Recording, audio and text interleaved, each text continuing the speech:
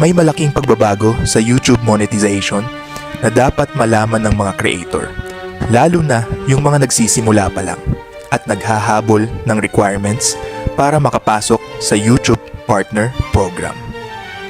Simula February 1, 2027, tataas ang requirements para sa mga bagong aplikante na gustong makakuha ng full ad revenue sharing sa YouTube Partner Program.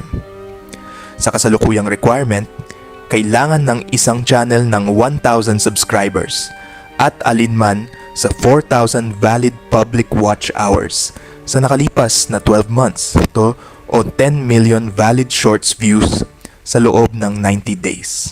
Pero simula February 1, 2027, magbabago ito.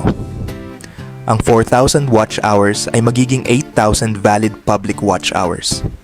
At para naman sa shorts, ang dating 10 million views ay magiging 20 million valid shorts views sa loob ng 90 days.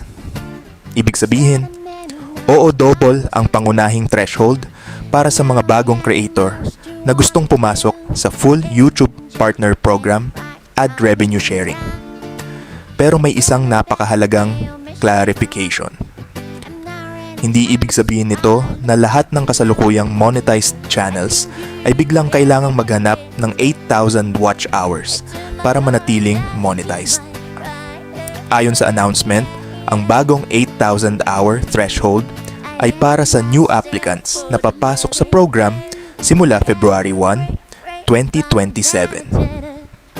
Kaya kung mayroon kang channel ngayon at naghahabol ka pa lang ng monetization, may malaking dahilan para seryosohin ang deadline bago magkabisa ang bagong requirements.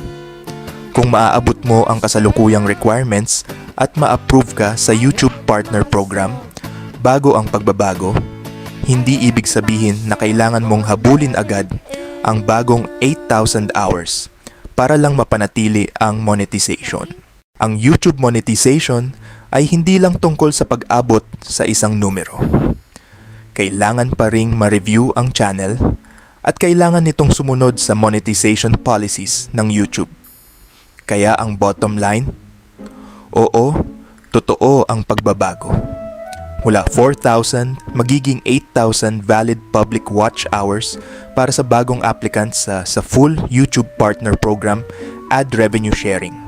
Simula February 1, 2027. At para sa shorts, mula 10 million magiging 20 million valid shorts views sa loob ng 90 days. Hindi ito simpleng rumor na galing lang sa social media. Inanunsyo mismo ng YouTube ang pagbabago.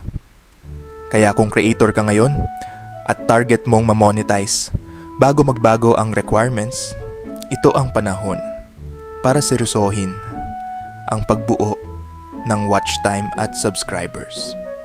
Dahil pagkatapos ng January 31, 2027, mas mataas na ang kailangang maabot ng mga bagong aplikante.